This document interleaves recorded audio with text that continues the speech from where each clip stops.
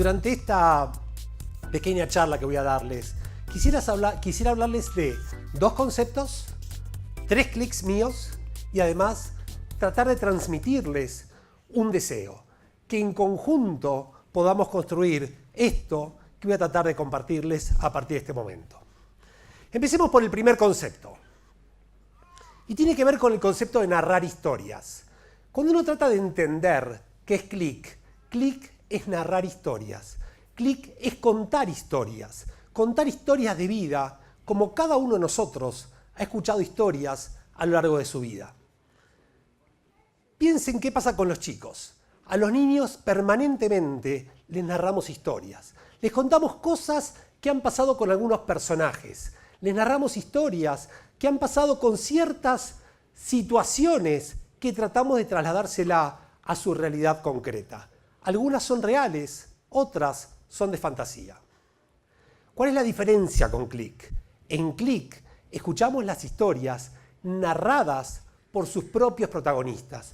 Y esto es lo que le agrega una dosis de vitalidad diferente. Esto es lo que le agrega una dosis de realismo totalmente distinto a lo que puede ser narrar la historia de alguien que estuvo en algún momento, ya sea real, ya sea figurado. Ahora bien, lo interesante de clic es que le agrega un nivel de credibilidad e impacto en el cual cada uno de nosotros empieza a sentirse reflejado, empieza a sentirse proyectado.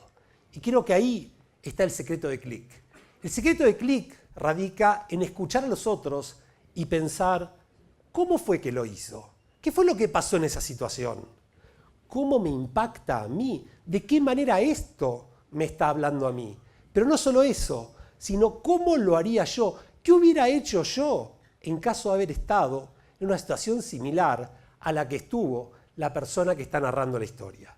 Y creo que ahí está la clave de clic. Y quisiera, para que entendamos el concepto central de clic, compartirles la frase de Rabbi Nachman de Breslov, que fue el nieto del Baal Shem Tov, que es aquella persona que nos introdujo en lo que es el concepto de narrar historias dentro del judaísmo. Y él dijo que hay quienes cuentan historias para ayudar a gente a que se duerma, para ayudarnos a dormir. Y muchas veces a los niños también tratamos de contarles historias para que se duerman. Sin embargo, lo que dijo él es, yo cuento historias para despertarlos. Y clic es eso. Clic es un llamado de atención. Es el shofar a partir de las historias que nos invita a cada uno de nosotros a despertarnos y decir, ¿qué puede pasar conmigo a partir de esto? Y como no queremos que ustedes sean solamente espectadores, sino queremos que cada uno de ustedes sea protagonista de esta historia que empieza hoy acá en la NBI, vamos a hacer un pequeñísimo ejercicio para que todos nos sintamos involucrados en este proceso. Entonces les voy a pedir a todo el mundo que se pare. Párense, vamos a hacer un pequeñísimo ejercicio. Y piensen algo. Cada uno va a pensar lo siguiente. Nosotros hoy vamos a tener la posibilidad de escuchar a 8 diferentes oradores que nos van a contar su propia historia. Piensen en los próximos 30 segundos. Si ustedes tuvieran que contar su historia acá y vinieran acá al escenario a pararse frente a estas 750 personas a narrar su propia historia, ¿qué les contarían a nosotros? Vayan pensando, ¿cuáles fueron los clics que tuvieron en su historia que les hicieron cambiar de rumbo? Uno iba para un lado y de repente fue para el otro. ¿Qué fue lo que sucedió en su vida? Durante estos 30 segundos cada uno de ustedes lo fue pensando. Ahora vamos a hacer el ejercicio un poco más intenso. Cada uno de ustedes tiene un vecino, a la derecha o a la izquierda. Si al de la derecha lo conocen mucho, se lo van a contar al de la izquierda. No al que conocen, sino al que no conocen. Con lo cual la dificultad va a residir en lo siguiente. Es muy fácil contar la historia a quien ya conozco, pero es mucho más difícil contar la historia a quien no conozco, pero por otro lado, más complejo aún, es escuchar la historia de otro sin estar pensando qué le voy a decir yo. Entonces, para sintetizar el ejercicio, ya tuvieron tiempo para pensarlo. Ahora viene el tiempo de narrar la historia. Cada uno de ustedes le va a narrar su historia en no más de 30 segundos al vecino que menos conoce. Si conocen al de la derecha y al de la izquierda, es al de atrás o al de adelante. Punto número 1. El otro escucha. Mientras el otro escucha, lo único que hace es escuchar. Después vamos a cambiar de roles y aquel que escuchó le va a narrar. Tienen 1 minuto en total para este ejercicio, comenzando ya.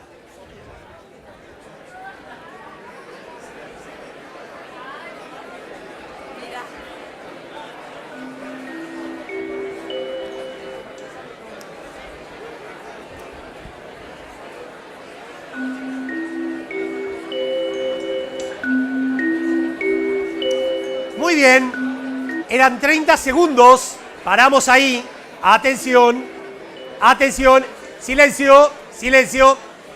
Haz lo que van a hacer, atención, lo que van a hacer van a rotar los lugares y quien contó ahora escucha, quien escuchó ahora cuenta. Se dan vuelta y hacen lo mismo ustedes. Tiempo.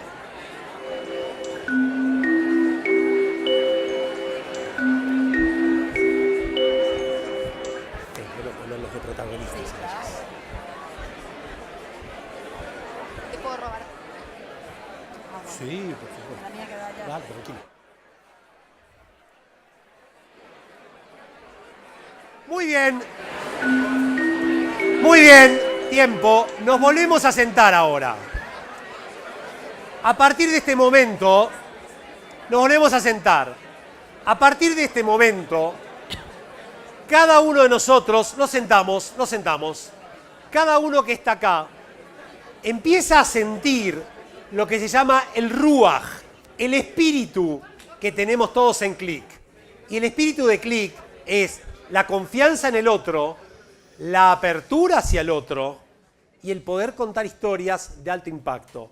Estoy seguro que solamente con el hecho de haber pensado qué historia le voy a contar al otro, ya cada uno de nosotros empezó una propia transformación. Y volviendo a la frase del Rabbi Nachman de Breslov, cada uno de nosotros empezó a despertarse a partir de esta historia. Este era el primer concepto. Vamos al segundo concepto que quiero contarles. Hay un libro que si no lo leyeron, les sugiero que lo hagan, que se llama The Startup Nation. Y es un libro que está generando un impacto enorme. Es un libro que nos cuenta, por un lado, la historia del Estado de Israel, pero por otro lado, nos cuenta las razones por las cuales el Estado de Israel es el país del mundo con mayor cantidad de startups, es decir, con inicios de empresas de alto impacto, en general vinculadas con la tecnología. Ahora bien, la pregunta que se hace el libro es cómo puede ser que un país sin recursos naturales, un país con solamente 8 millones de habitantes, un país que tiene no más de 66 años y medio de vida, tan solo eso, y un país que está en estado de guerra permanente, puede lograr este objetivo. ¿Por qué es Israel el país con mayor cantidad de startups del mundo? Inclusive, más que Japón, más que Inglaterra, más que Estados Unidos, es el país que está liderando definitivamente, inclusive hoy se habla del nuevo Silicon Valley en Israel. Ahora, las razones que aduce el libro tienen que ver con 4 cuestiones. Primero, la cultura real y auténtica de diversidad que tenemos en Israel. En segunda instancia, es un país donde no hay jerarquías, no tengo que pasar burocráticamente por 58 personas para pedir permiso para hacer algo. Por otro lado, es un país donde la espontaneidad está presente permanentemente. Y finalmente, es un país que apuesta por la innovación, que invierte en políticas públicas de innovación. Pero hay un quinto concepto, que es el que me gustaría transmitirles, porque es la génesis de Click. Y esta palabra que pone el libro, que no tiene traducción al español, es chutzpah. ¿Qué significa chutzpah? Chutzpah es una palabra que significa un montón de cosas, pero tiene un solo significado. Chutzpah significa valentía, chutzpah significa insolencia, audacia, pasión, fervor, coraje, osadía, excitación. Y ustedes saben que Chutzpah es click. Click es exactamente esto. Por eso es que queríamos traerle la analogía de este libro de Startup Nation para entender qué es lo que intentamos hacer en Click. Click es narrar historias con el storytelling que les decía antes, a partir de un espíritu crítico constructivo, a partir del optimismo de que se puede cambiar a partir de desafiar el status quo. Y Click tiene que ver con el descaro. Click tiene que ver con un sueño que tuvo un tal Marcelo Katz hace 4 años y que dijo, quiero hacer algo que sea diferente y que rompa los moldes de la comunidad, donde no trabajemos en dividirnos, sino trabajemos en converger, donde puede haber muchas instituciones trabajando bajo un mismo techo, donde hay un solo proyecto que nos aúna a todos. Y hoy, por suerte, tenemos la oportunidad de compartir Click acá en Santiago de Chile. Y creo que esto es lo que queremos transmitirles a ustedes. Cómo trabajar con Chutzpah para romper los moldes y para hacer cosas diferentes. Les conté lo que es Click. Les quiero contar también mis clics, mi propia historia. Creo que es interesante que ustedes vayan viendo diferentes modelos para entender cuál de estos clics le pueden hacer algún tipo de movimiento interno y que ustedes digan, ah, con esto cambio para acá o con esto cambio para acá. Y para contarles mis propios clics, creo que es importante que nos metamos en mi propia historia.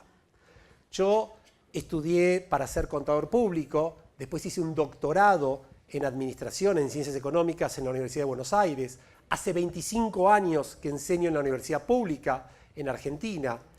Y además estudié en el Seminario Rabínico Latinoamericano, donde terminé mis estudios, pero decidí dedicarme a otras cosas y vamos a ver por qué decidí dedicarme a otras cosas. Y un clic que quisiera contarles tiene que ver con una frase muy metida dentro del judaísmo y es, si yo no estoy para mí, ¿quién va a estar? Y cómo ser a veces un poquitito más egoísta, cómo ser a veces un poco más pensativos en nosotros mismos y tratar de vernos más allá de ver a los otros. Y tiene que ver con una frase muy metida en el judaísmo, que es Ubaharta Bajaim, y decidirás por la vida. Siempre decidirás por la vida. Sintéticamente, mi primer trabajo tenía que ver con la consultoría, trabajaba muchas horas por día, muchas horas, todos los días, ganaba muy buena plata, la verdad que me iba bien, trabajaba en las mejores compañías del mundo, que era Arthur Andersen, viajaba muchísimo, pero un sábado a la mañana tuve un llamado, y ese llamado fue que me dolía el pecho.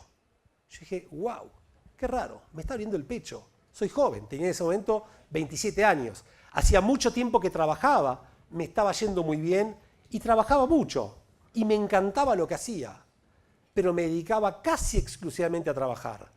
Estaba casado con Andy, ya en ese momento, mi señora, desde hace más de 25 años, y le digo, Ann, me duele el pecho, es algo raro, nunca me dolió.